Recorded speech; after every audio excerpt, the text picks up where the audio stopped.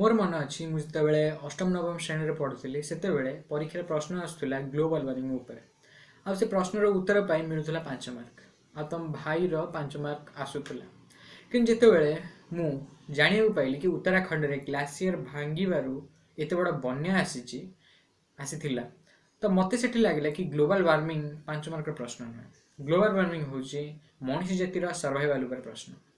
तो ये वीडियो हूँ ग्लोबल वार्मिंग उपर आ स्वागतम आम नुआ वीडियो।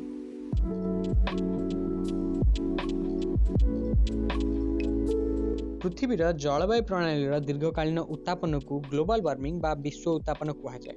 यह आम मैंने शिल्प विप्लव पूर्व माने 1850 रु 19 मसीहार मध्यवर्ती समय पर्यवेक्षण करुचे। मानवीय कार्यकलाप मुख्यतः पेट्रोल डीजेल जालिबा कारण पृथ्वीर वायुमंडल में उत्ताप सृष्टि करथिबा ग्रीन हाउस गैस स्तर वृद्धि होता है। अत्यधिक जानवाहन चलाचल और कलकारखाना मानकर अत्यधिक कार्यकलाप कारण शेष शताब्दी में ग्लोबल वार्मिंग बहुत परिमाण में बढ़ी जाइए। ग्लोबल वार्मिंग कारण पृथ्वीर सबु ग्लासीयर शेष शताब्दी ही तरलवा आरंभ हो सारी किंतु एबे उत्तराखंड में ग्लासीयर भांगा ग्लोबल वार्मिंग एक छोट प्रभाव मात्र। उत्तराखंड में ग्लासीयर भांगा कारण बहुत लोकंर मृत्यु होती और बहुत लोक निखोज अच्छा। तपोवन पावर प्लांट एवं भंगा अवस्था रही। चमोली जिला बन्या बहुत क्षतिग्रस्त होती। एतिकी क्षयक्षति केवल नंदादेवी ग्लासीयर रु खंडे ग्लासीयर भांगार होती। आर्टिक रे बरफ प्रत्येक वर्ष ग्रीष्म प्रभाव में कमी जाए किंतु आज लक्ष लक्ष वर्गमाइल समुद्र को आच्छादन कर रखी आर्टिक ग्लासीयर। ग्लोबल वार्मिंग कारण पृथ्वीर अन्य जेकोसी स्थान अपेक्षा आर्टिक शीघ्र गरम होचे एवं ग्लासीयर तरलिबा कारण समुद्र पतन वृद्धि होची। एबे पाई समुद्र पतन वृद्धि जोगु मालदीपर अस्तित्व गुरुतर भाव में विपदग्रस्त अवस्था एवं समुद्र पतन रे वृद्धि 2050 सुधा 1 बिलियन लोकों को प्रभावित करिपारे। ग्लोबल वार्मिंग पाई समग्र विश्व रे उत्ताप तरंग बा हीट वेव बारंबार प्रभावित होई पारे। जदि आम किसी पदक्षेप न नबा तेबे हीट वेव सबू लक्ष लक्ष किंबा कोटी कोटी लोकों को प्रभावित करिवो। 2010 रु 2018 यही 8 वर्ष मध्य भारत में उत्ताप तरंग बा हीट वेव पाई प्राय 6167 जनकर मृत्यु घटी। से सरकारी रेकर्ड हिसाब से 2015 मसीह टोटाल मृत्युर 34% मृत्यु होता। हीट वेव कारण होता मृत्यु सबू भारतर जनसंख्या हिसाब से कम लगुच किंतु हीट वेव प्रभाव आम परिवेश उपर पड़ी था। केते जीवजंतु हीट वेव पे मरी तार किसी हिसाब नहीं। जदि हीट वेव बारंबार गोटे जगह को आसब तेबे से जगह बास उपयोगी रहिबो नहीं। हीट वेव कारण पृथ्वी में मास इमिग्रेशन संभावना अच्छी।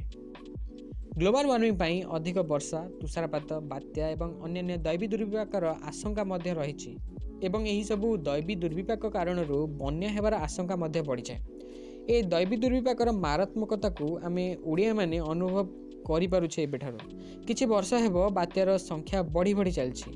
केवल शेष दशंधि रे ओडिशा 5टी बड़ धरण बात्या देखिछि आउ केन्द्रापड़ा बन्यार मामू घर हो सारलाणी। बन्या आसवा दुखर विषय किंतु एटा ही सत्य। बन्या कथा जदि पड़ी आम आसाम कथा केमिति भूल जावा। आसाम रे नियमित भावे प्रतिवर्ष बन्या परिस्थिति सृष्टि होछि। जदि ग्लोबल वार्मिंग को कम करिया को किछि पदक्षेप न नबा तेबे आसाम रे बन्या परिस्थिति आहुरी भयंकर हो जिवो।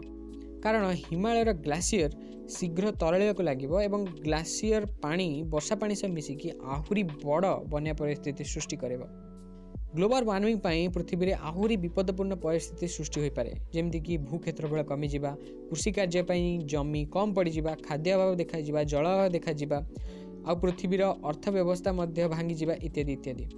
ए पॉइंट सबू मु बुझौनी कारण ए विपद सबू आमे तुरंत सम्मुखीन करूना। आउ जदि भविष्य में आमे ए विपद सबूर सम्मुखीन हबा तेबे जानी रखिया दरकार जे आमे आउ ग्लोबल वार्मिंग को रिवर्स करि परिबा नाही। It is the end.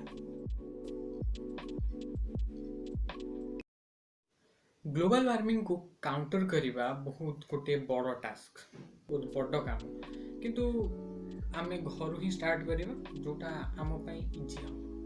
तो ग्लोबल वार्मिंग को काउंटर करने आम गछ लगे Paribas, energy efficient machines use कर पारिबा, रिन्यूएबल एनर्जी यूज कर पारिबा जोटा कहते कौन अक्षय शक्तिर उत्स व्यवहार कर पारिबा। आ सोलार पैनल लगेवा ही कथा कहीं कहल ओडिशा तो बात्या आसीबो, पावर कट तो हम।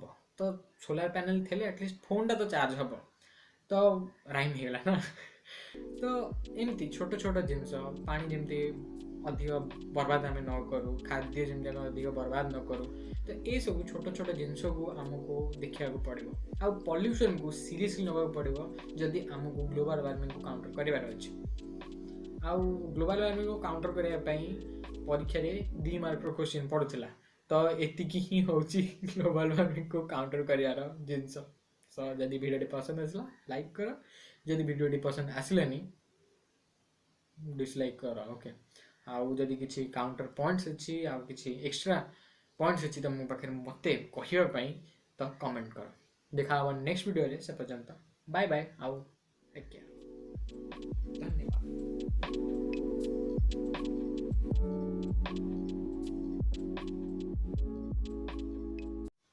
आउ गछ लगाओ है मो पाखे भी गोटा गछ अच्छे ओके प्लांट ट्रीज